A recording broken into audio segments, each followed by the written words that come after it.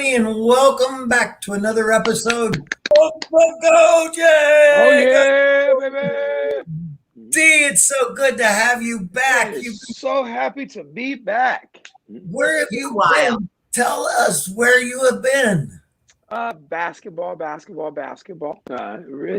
during the NCAA open period months of April, May, and pretty much July up and coming are just a lot of travel. So I've just been going back and forth with my local club team. Had a lot of success, though. Had a lot of good dunking games and very energetic. But like you said, Jeff, I'm very excited to be back on the show.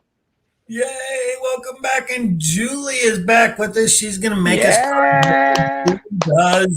What am I going to make you do? What'd you say? You make us cry. You take us to those deep levels. I get all like, oh, and so you're that person. Yeah. Last week was so cool. We had an episode with Zachary Friedley and what was his name? Matt Lukey. Yeah. Matt Lukey. And Zachary was a trail runner who runs long distances, like 25, 50, 100 miles on trails. And guess what? He's only got like one leg. Wow. Amputee above the knee, no less. Which is my God, trying to get into that dude's mind, it was just really fun to see how somebody like that thinks. It's like he just has fun. He loves it. You can tell he's out there running, smiling. He enjoys the pain, and it's like, really, dude, that's amazing. He's like our poster child for everything that we teach and preach. He does it and lives it, and he's something else. Yeah, I truly a student today about it. Mm-hmm. And the mind of a champion is everything. Well, yeah, and that's it. It's like, what is a goat? It's like, what does it take to be a goat? And I think a goat in my mind, guys, is anybody that can run 26 miles without stopping. Oh my God, they're all goats in my mind. Goat or crazy, one of the two. I'm not sure which yet. Exactly. Or maybe a little of both. You know what? I get mental toughness, and I work with athletes on being mentally tough. And I thought I was a mentally tough athlete. But when I put myself in some mental situations, like, could I do a marathon? I don't know. Maybe you're motivated to. If you have to have the want immediately. It's not a want for you immediately. So your decision is no. Right, exactly. Right now, I am not the guy to run a marathon. But you know what? I never thought like that I want to go out and just torture myself. Like, these dudes go out and push it for a long period of time. And I'm so excited because tonight our guest is named David Borchardt. Is that right? Borchardt. He just told me that. And I'm so excited because love you, Jeff. What I would like to do is to get in his mind as much as possible and to find out, like, what is that marathon mindset, because a lot of people can't even relate to that. Like, when you get to that point, do you keep going or do you bonk? Do you stop? And so that's where I would love to go with David tonight. Well, we're going to find out. And also, not only does he run marathons, he's also the director of the Kansas City Marathon. And then he's also the director of community and corporate relations with the Kansas City Sports Commission. So he's all involved with the sports world for sure. So I'm excited to bring him on. Let's bring him on, Billy. All right. Hello, Dave. What's up, my friends? How you doing? We're doing well. Hello, brother. Welcome. Jeff, I'm telling you, Jeff, you can run a marathon. You can do it, but like Damien said, you got to want to do it. Otherwise, you're just going to suffer the whole time. Right. That's a commitment. That's exactly right. Right. It's like, if you want to do it, it's a totally different thing. Mm-hmm. But if it's a chore or work and you have to do it, that's a totally different ballgame. Right. So, David, I'm so excited to have you on the show tonight. And I want to hear, I did read a little clip that the very first time that you ran or something, you hated it. Yeah, I mean, I grew up like probably the three of you grew up. I played basketball and baseball and tennis. And those sports, you have some start and stop and but I mean, you're running for maybe 5-10 seconds at a time, right? It's a totally different deal. So yeah, I wasn't good enough to make the high school basketball team, and I played high school tennis, and we had to do a mile fitness test where it was probably run a mile in 7 or 8 minutes or something like that. I could barely do it. And when I finished, it felt like I was just going to die on the spot. I hated running. And, but then, you get out of college and you start having a family and you don't have much free time, and there's just not a lot of time for things like, adult basketball leagues or SAM volleyball or whatever. Like, you can do it when you get out of college, but then once you start to settle down and have kids, there's just not as much free time. So I did really start to love running when I got to the point where I couldn't do that sort of, adult recreational stuff anymore. And I really do think if people grew up playing sports and they like to be active, I think running can really be good for almost anyone. I think a couple keys are, you just have to slow down. If you have good running shoes, it's an easy sport to get into. I mean, really, you just need, especially this time of year, if you're a guy, you need a pair of shorts and a good pair of running shoes. And that's about all you need. But I think a lot of people go out and they run too fast. And really the whole idea is if you can run at a pace that's nice and easy and you can talk like this and have a conversation with someone, I think that's the point you can really start to like running. I think if you go out and you're thinking of what you remember from high school conditioning and you walk out your front door and you're sprinting for, a quarter of a mile, that's going to be terrible and you're going to hate it. But if you can slow down and find a running buddy, it's, for me, it's like the ultimate stress reliever. I know people talk about the runner's high, but it's a real thing. Like those endorphins. And anytime I'm in a grumpy mood, my wife will kick me out the door and tell me to go run for an hour. So it's a real deal. Dave, so how far into the training of it do you actually start to get to where you can talk like this while you're doing it? How long do you have to train to get to that? That's a good question. I think before I got into like the marathon running and even half marathon running, I would go out 3 or 4 times a week and maybe run 3 miles, just kind of go out for 25 or 30 minutes, jog around. But I think you'd want to be able to kind of walk or jog for 30, 45 minutes. And then once you can do that, I mean, really, it's just there's no pace that's too slow because really the longer you go, it's more time on your feet. You're actually building up your endurance. So you may feel like, oh, my gosh, this is not pushing myself or whatever. But really, the longer you're out there and the longer you're running, the better it is. So I think a lot of people go out and they think they need to be, like I said, sprinting and running too fast. But really, when it comes to endurance running, if you look at these Kenyan runners, they could go out and run a 2-hour marathon, which is just insane. I mean, that's like 4 minutes and 40 seconds per mile for 26 miles. I mean, it's insane. But so let's say they do a marathon at 4:40 per mile. Their easy runs are like 7, 8, 9 minutes per mile. So, I mean, you think about how much they slow down. But I think a defining characteristic of runners is we're super stubborn. So a lot of runners don't want to hear that and they don't want to slow down and take it easy. But really, that's a great way to keep from getting injured and also really learn to love the sport of running. Wow, that's that interesting. definitely is for me, as I was racing against a clock thinking I had to have a mile done in a certain amount of time. So I know for a fact I'm running way too fast. So walking helps me because, being a basketball player, the anaerobic aspect. So I'd run like a mile or two, but I would fire to fire. And it's like, I don't know how many fire to do. It's part of just sprint and slow jog and sprint, slow jog, or sprint walk, depending on how I felt that day. But definitely just a slow pace. I'm going to try that. Yeah, and walk breaks are great. There's a famous coach named Jeff Galloway who used to be one of the top runners in the U.S. He was an Olympian, and he's developed this thing called the Galloway run-walk method. And he's convinced that you can do his method and you can run and walk marathons up until like 90 years old. He's convinced that'll keep you from getting hurt if you want to jog for 4 minutes and walk for 2 minutes or whatever that ratio ends up being. But I think there's definitely a benefit. And like you said, Julie, if there's people that are trying to really get into running, that whole run walk thing is a great idea for sure. Is that like the couch to 5K kind of concept I've seen a lot of people do?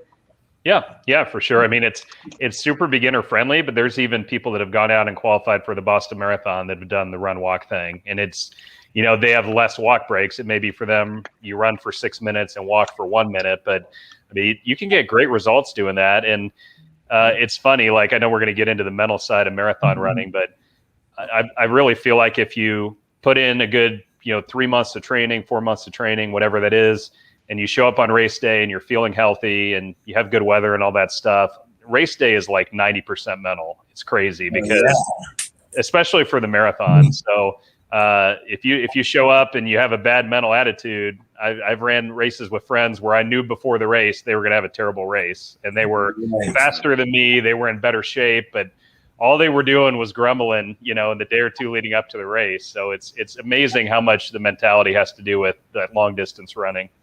Right.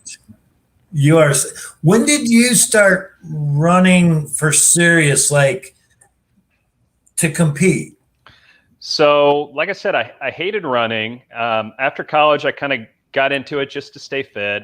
I still didn't really love it, but, and again, I think part of that was that I was running too fast. But I started my career in Kansas City working at Sports Radio 810, doing producing and reporting and hosting and stuff. And we did the corporate challenge every year. And so I did the corporate challenge 5K. And I think once you go from running around your neighborhood to doing some races, I think running also gets a lot more exciting too, just because the race day atmosphere is so supportive and fun. Yeah. I know if you're out there and you're playing in an adult volleyball league or an adult basketball league, I mean, those can get really competitive, right? And you're trying to beat the other team. And if you lose, you maybe walk away disappointed. But in running, if there's 1,000 runners in a race, there's probably 5 or 10 that are really competitive trying to win. And the other 990 are just going out there and having fun. And it's really not you against the other runners. It's you against yourself, right? And can you go further than you've done before? Can you go faster? Or even just, can you finish if you haven't been training very well? So I don't know if any of you have ever done a 5K or whatever, but it's so supportive and everybody's high-fiving each other, patting them on the back. It's a really cool supportive atmosphere. So I think once I started getting into races like that, then that's when I was hooked. Right.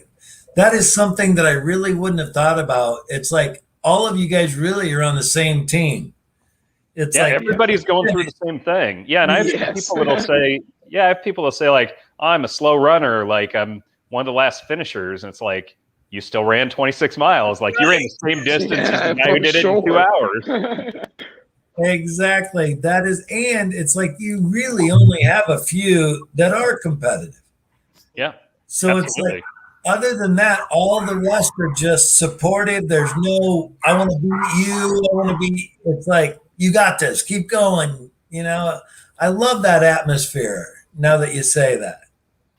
Yeah, it's cool. And like I said, it's so supportive. And my first full marathon was the KC Marathon back in 2013. And now I feel like I'm so lucky being a lifelong Kansas City and a lifelong sports fan, and now someone who loves running. And now getting to be the race director for the Garmin KC Marathon, it's like a dream come true. And it's, we'll see what the attendance ends up being this year, obviously coming out of COVID, but normally it's 10,000 people. It's the biggest race in town. And it's just such a cool, positive atmosphere. And obviously the runners are there supporting each other, but then you got tens of thousands of spectators. So it's a really cool event.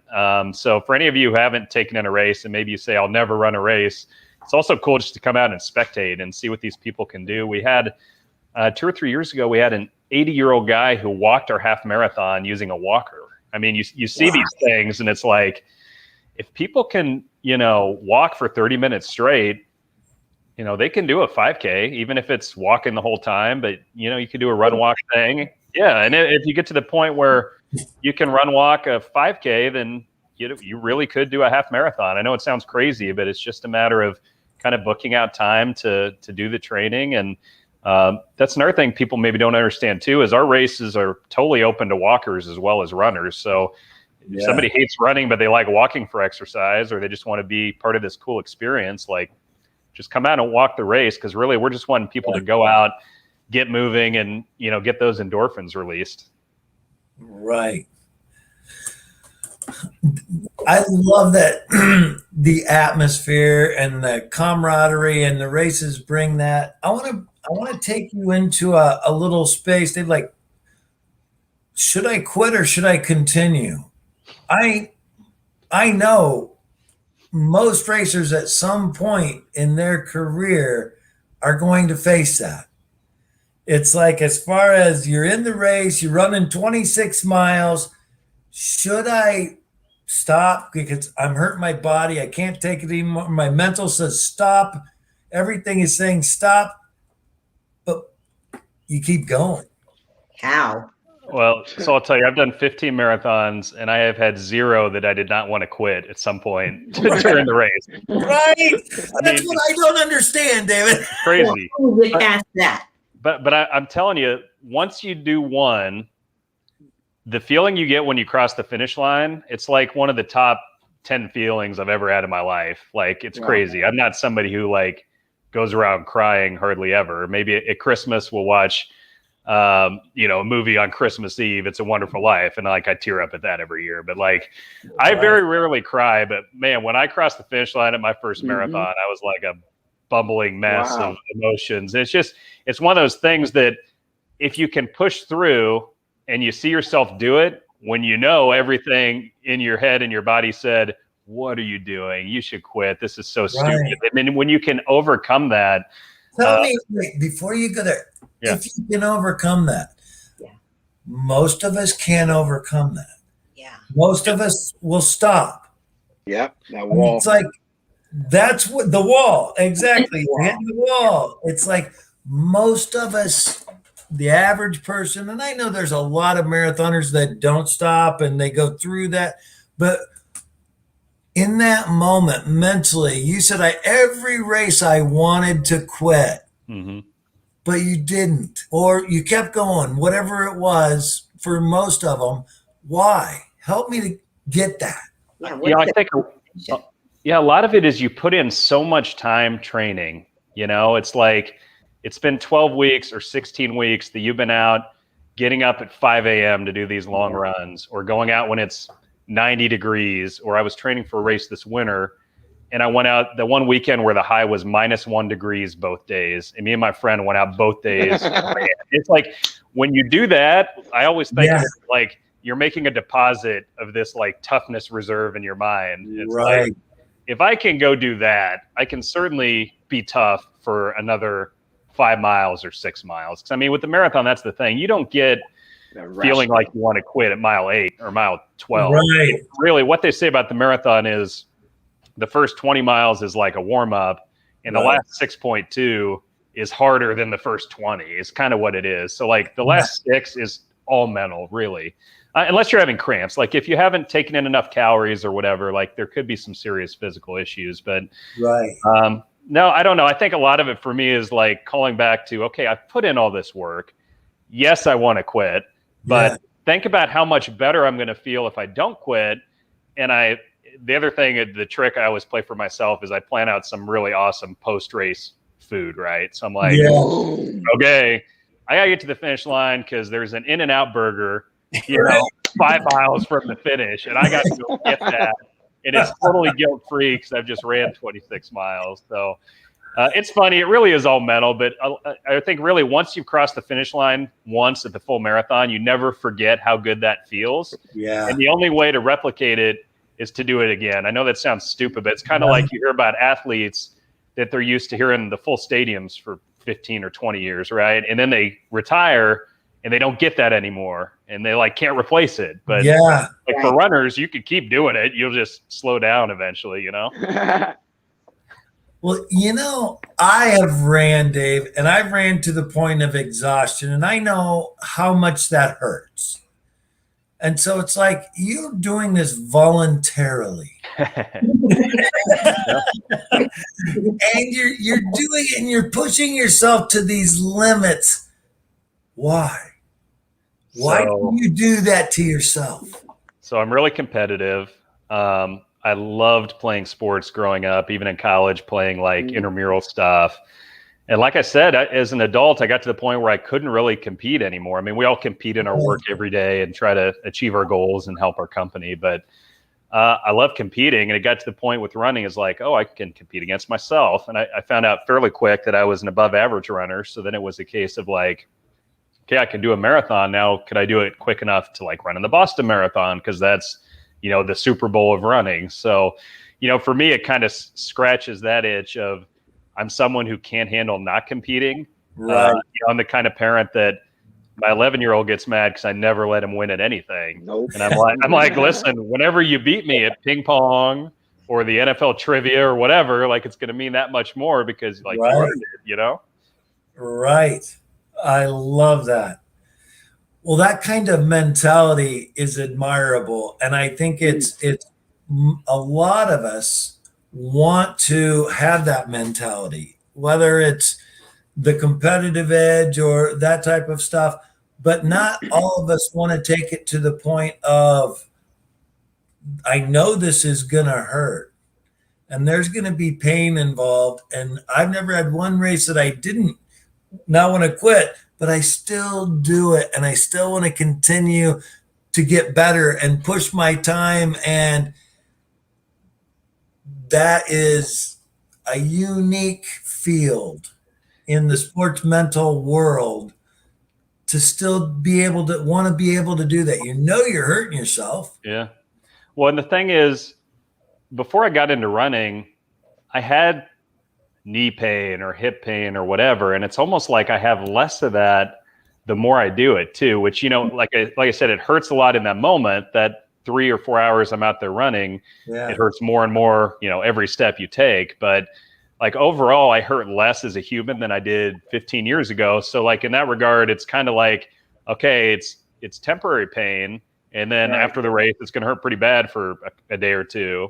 Right. But then you just fall back on that satisfaction you get of achieving a goal. And people get it through different things. I always look at people that are the people that climb the cliffs with no cables. And I'm like, for me, those people are crazy. I'm like, I'm not jumping out of planes. Right, exactly. And like, I know it sounds stupid to say running's an adrenaline rush because some people would say like running is the most boring thing I could ever do. But like for me, I go out and I'll run for an hour most days and I'll listen to audiobooks or podcasts. And for me, it's like my one time where I have my alone time. Like I don't have my kids to watch. I don't have chores to do around the house.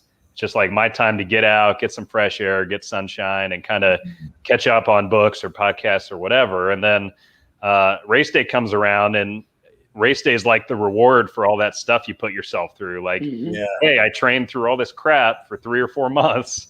And, it's called tapering. You like cut down your mileage the 2 weeks leading up to the race, and really you rest up and your body feels better than it has in 3 or 4 months. And you're just so geared up and ready to go. The first 10 miles of the marathon feel easy, and then it starts to get harder. And then, like I said, that last 6 miles is just so tough. And every time I do it, like I said, I want to quit. And at some point I always tell myself, you paid money to do this. What are you thinking?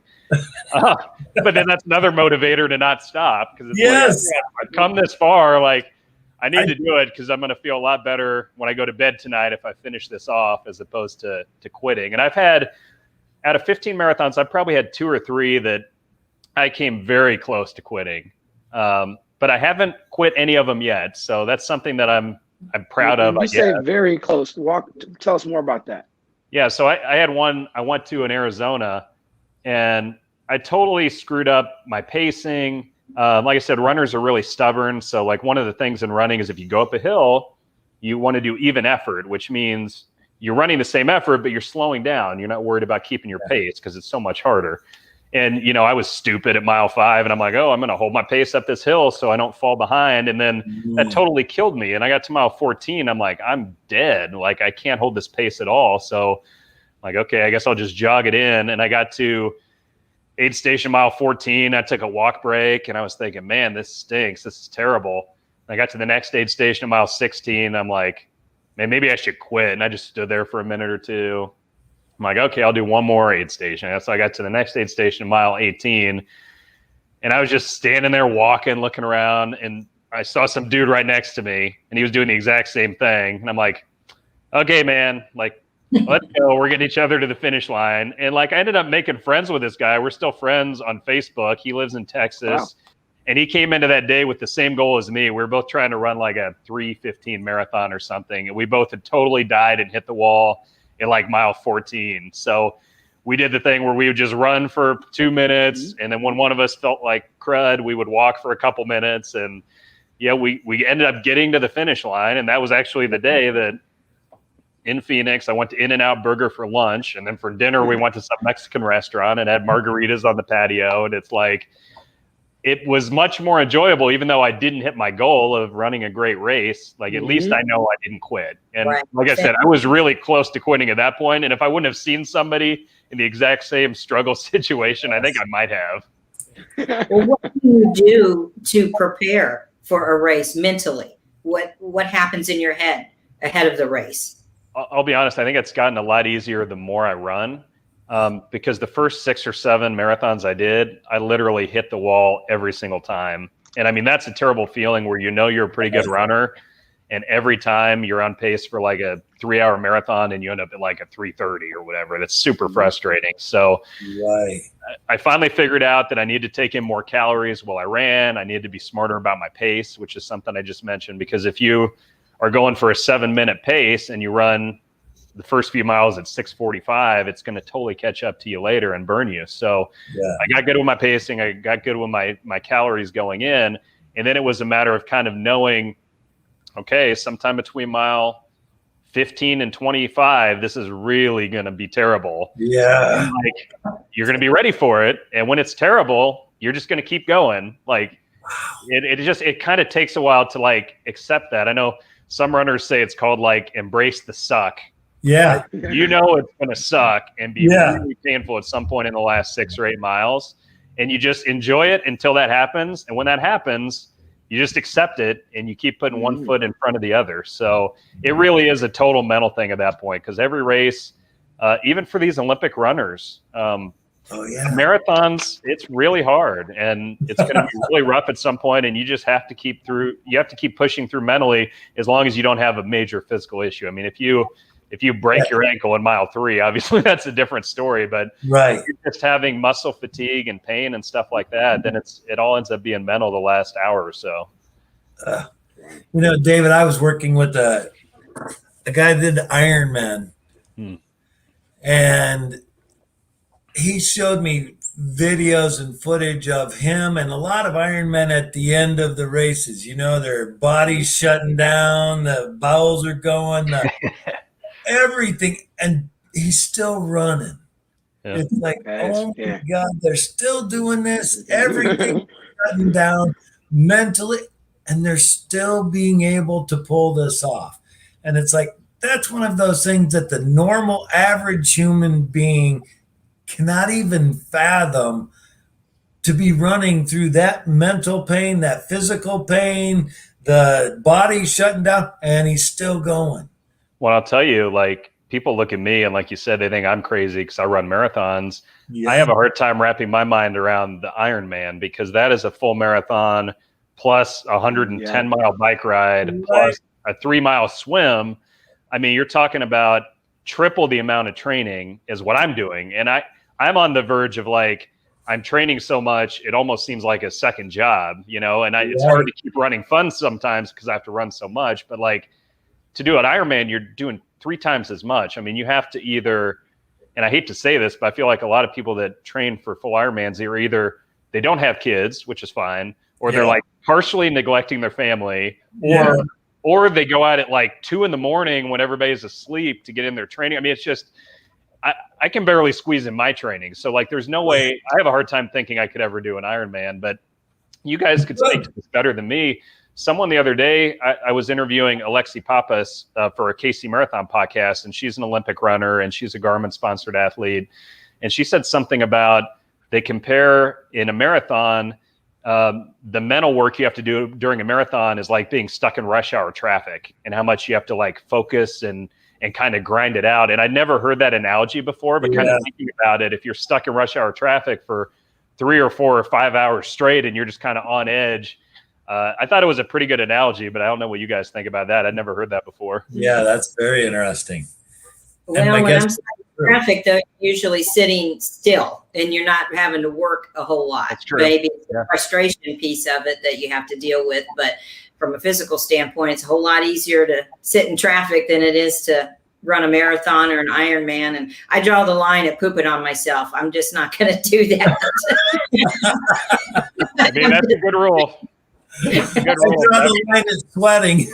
I've had to go in the woods sometimes. I won't lie to you, but I would definitely make a rule not to do it on myself. I think that's a good rule. Yeah. But if it happened, you'd probably run through it, Dave. You're that kind of guy. No, I don't know. I mean, I think you'd have some major chafing issues in that scenario. I don't know. That might be one of those that I'd quit on the course if I pooped my pants. So I don't. That's that never happens. What wanted to go there is, what if Dave has to quit? What if he's not able to finish the race? What does that mean? I don't know. Like, I also look at running as like I'm setting an example for my kids. One of the other races I really wanted to quit. Runners are super stubborn, and what you're supposed to do after a marathon is not run at all for a week or two, and then recover for maybe a month, and then decide if you want to train for another race or whatever. But me, like a lot of runners, will be like, okay, I just did a race, and I should do another race here in 6 weeks, so I don't have to start from scratch and build myself back up again and whatever. Right. So 1 year, I decided stupidly I was going to do 4 marathons in a year. I mean, really, you're supposed to do maybe 1 or 2 just to be smart. And so the 4th one, I went into it feeling good mentally, but my body said no. Like about mile 50, my body was like, no, this is not happening today. And that was the one time I got cramps during the race so bad my whole leg locked up, and somebody came over to me and gave me pickle juice and stuff from one of the aid stations. But that was only the second marathon I've done in Kansas City, and my wife came out with my kids, and like, if they wouldn't have been there, that's one I would have quit, because my body was rejecting the running that day. Yeah. But like I said, for me, it's like, I want to set an example to my kids that, you can do these crazy goals. Like, so much of it is mental, and if you put in the work to train and you put your mind to it, like, you can accomplish almost anything. So I kind of look at it like that too. And that's not to say like I would never quit a race, but I am very stubborn. I am very competitive. So it would take some unusual situation, I think. Yeah. And I admire that mental toughness. That is a cool quality in a person. Well, I don't know about you guys, but I grew up and I hate complaining. I hate excuses. And certainly, like, some people in life have reasons why they couldn't run a 5K or a marathon or whatever. Like, there's physical issues, there's environmental issues, whatever. So like, in some case, there are excuses for stuff, but it's definitely something I try to instill in my kids, right? Is, don't waste your time complaining. Like, sometimes things are unfair and sometimes things really stink, but like, complaining is just going to make it worse. And like you said, I'm sure I'm not the most mentally tough person in the world, or probably even on this call, but like, if you can make yourself be mentally tough as much as possible and work hard and be disciplined and all that stuff, like, I think it's a big key to success in life. So it's definitely something that I think's helped me in running. And I think running's made me a lot more mentally tough as well. Like, I think I was plenty mentally tough 10 years ago, but like, if you get through a marathon and learn you can do that, you kind of think like, oh, I can do anything.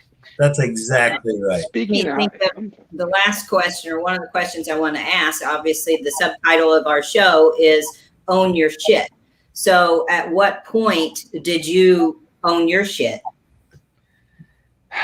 I think it was not when I first like finished doing a marathon, but when I first realized I could do it and not hit the wall, and like, I could actually do it. Because like I said, it took me 7 or 8 before I could finally break through and not hit the wall.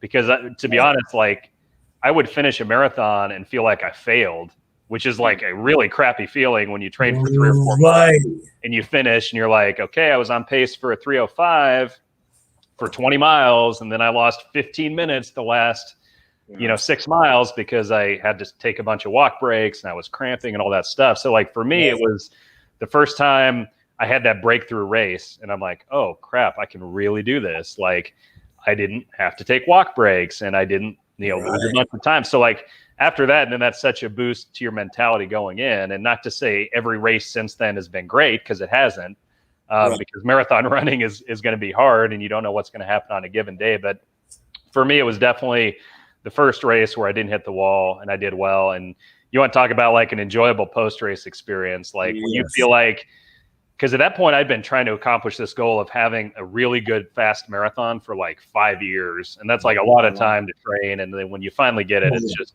such a good feeling. It's like you feel like you finally figured it out. What did you eat at the end of that one? So that one was in Colorado, and not to say I cheated, but I picked a race that was a downhill marathon. That's another trick too. So it started at like 10,000 feet, but it finished outside of Red Rocks near sea level. So the race lost like 5,000 feet over the course of 26 miles. Oh yeah. It was crazy. And after that race, I went to, there's an old Chicago pizza place by my hotel, and I had a huge thing of Italian nachos. I had a big basket of boneless chicken wings. I had a giant beer. It was like, I remember all my post-race meals. It was incredible. I wanted to ask you, what is because we talk about the mental and more older athletes, what's the youngest marathon athlete or runner you've seen in some of the competitions you've been at? So I can't speak to full marathons off the top of my head, but we had a young lady who was 9 or 10 years old that did our half marathon 2 or 3 years ago at the KC Marathon. And it was actually the point where her dad said, hey, she wants to do this. She likes running. They were raising money for charity through Team World Vision, who's one of our charity partners. And they raise money for clean drinking water overseas in Africa. It's a really cool cause. But anyway, it was to the point where like, I think our laws said you had to be 13 to do a half marathon and 18 or 20 to do the full marathon. And we're like, is this safe to do? So we were consulting doctors, we were talking to running coaches. We're like, is this physically okay? And people said, yeah, there's not really much evidence to say it's going to hurt someone. Like your rule is 13. There's no reason it couldn't be 9 or 10. So anyway, long story short, we told her dad she could do it. He had to accompany her the whole time just so there wasn't any, chaos of her getting trampled at the start or anything like that. And so she finished it. She did great. Last week, she qualified for the Junior Olympic Nationals. I mean, this girl has gone on to do that. So like, it's been awesome for me to see her running career doing a half marathon at 9 or 10 years old. And now she's like this awesome young runner that's like in love with running. And it's like been a huge part of her success as a, someone turning into a young adult. So that's been one that I've seen that's been just an awesome case of like young people running. And one of my sons loves running. The other one is more like a stick and ball sport kid. So he just got onto a new competitive soccer team. He's 11, and the coach said, you need to be able to run a 6:40 mile, and his eyes about popped out of his head. So I've had to start training him the last month to get him in better cardio shape because he just wants to go to the pool and run around the neighborhood and play soccer, which is great. But that's been interesting for him too. Because my older kid, he's more like me. Like he'll go do the treadmill or the elliptical for an hour, and he just loves it. But everybody's different. Some people don't like running. Some people want to do basketball or soccer or whatever. But like I said, for me, it was the case where I just kind of ran out of time and I couldn't go commit to 3 or 4 hours a Thursday night to do an adult rec league. So that's kind of how I fell in love with running.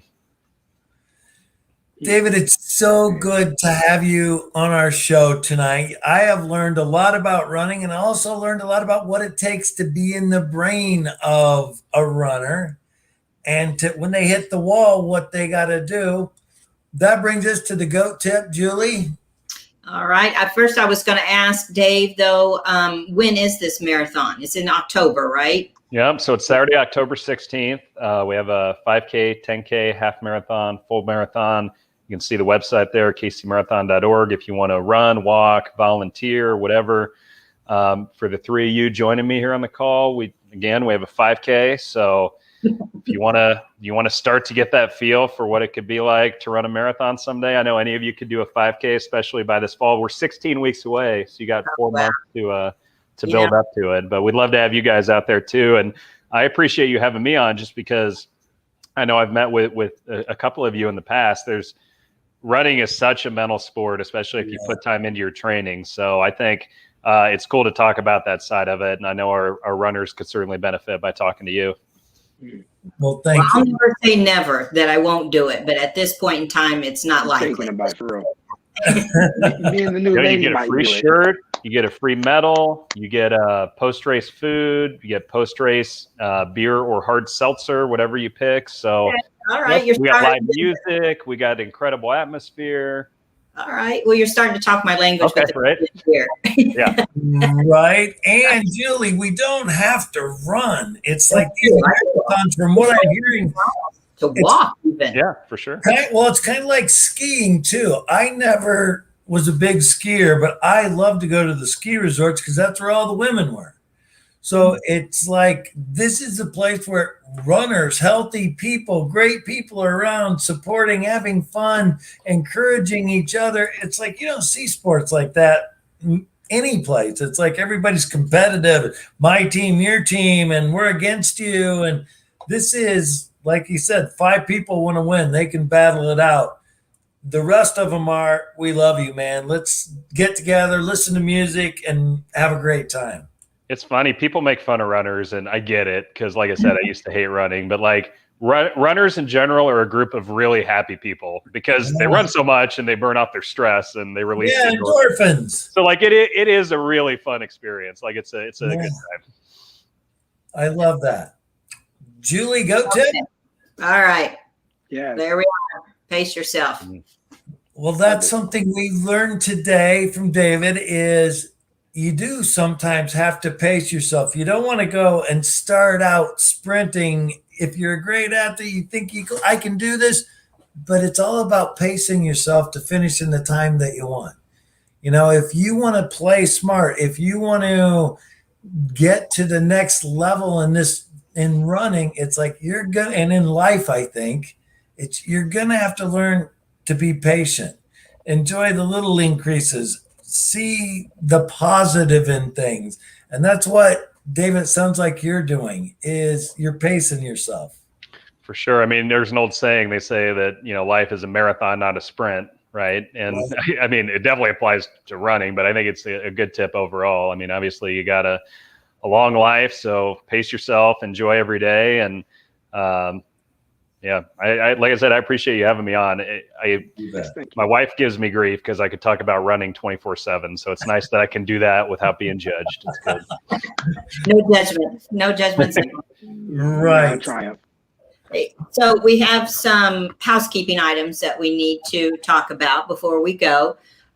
Next week's guest is a gentleman by the name of Craig Gunter. He is with Simplified Team Management, and he helps student athletes and their families navigate the whole college recruiting process. So he, I think, will be a good resource for all of the parents and student athletes out there that we work with. The other thing that we've got going on, starting July 4th, our flash sale for our t-shirts, which if you look behind me there on the wall, that's the back of the t-shirt, and it's sweat activated. It's dried now, so you can't see what it says, but it says, I triumph because I own my shit, and own my shit pops up when you sweat. So that starts on the 4th, running through the 18th. There'll be, actually, I have the website right here. It's a long one, though. AuthenticallyAmericanBrand.us is where you can get it. I'll have it all on our Facebook page and other places for people to do it. The other thing that goes along with the flash sale is our Own Your Shit challenge that's going to be going on kind of at the same time. We have to wait for everybody to get their t-shirts, but it is, we want everybody to get a t-shirt and then film themselves or take a picture of telling their story of how they have owned their shit and send it to us, and then we'll post it on our Facebook page. So that's a couple of good things that we've got going. And last but not least, August 4th at 6 p.m., we're having a workshop for parents called Shut Up and Listen. And it's for parents to learn the skills of active listening to improve their communication with their teens. So we've got a lot of good stuff going on. I think that's it for us. How about you guys? You got anything else you need to talk about or say?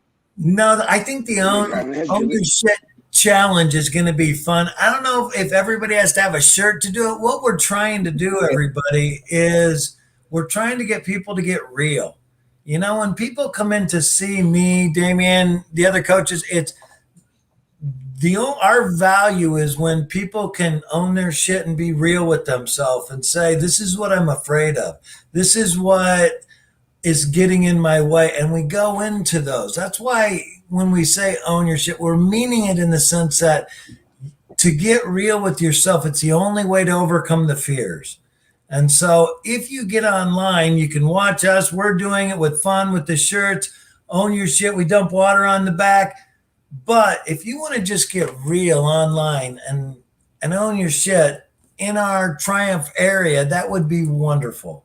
Yeah. Because we want people to get real with themselves. Exactly. Because it would be a while before they have their t-shirts, because this is a pre-order situation and they won't make the t-shirts until the sale closes on the 18th. And so it'll be a couple weeks after that before people would actually get their t-shirts too. So you don't need a t-shirt. If you want to own your shit, just do it. Don't wait. Do it and say, I'm taking the Own Your Shit challenge. Exactly. So that'll be coming up next week, starting Sunday. We'll have lots of posts and stuff going on our Facebook page. So hopefully everybody will follow along and participate. And I think it'll be fun. Yes, Yay. Well, thank you, everybody, for joining us. I really appreciate David. You were wonderful, and I learned a lot. Dee, it's so good to have you back. Yeah. Seems like it's been forever. We will see you all next week on The Goat. All right. Bye, everybody. See ya. Bye, guys.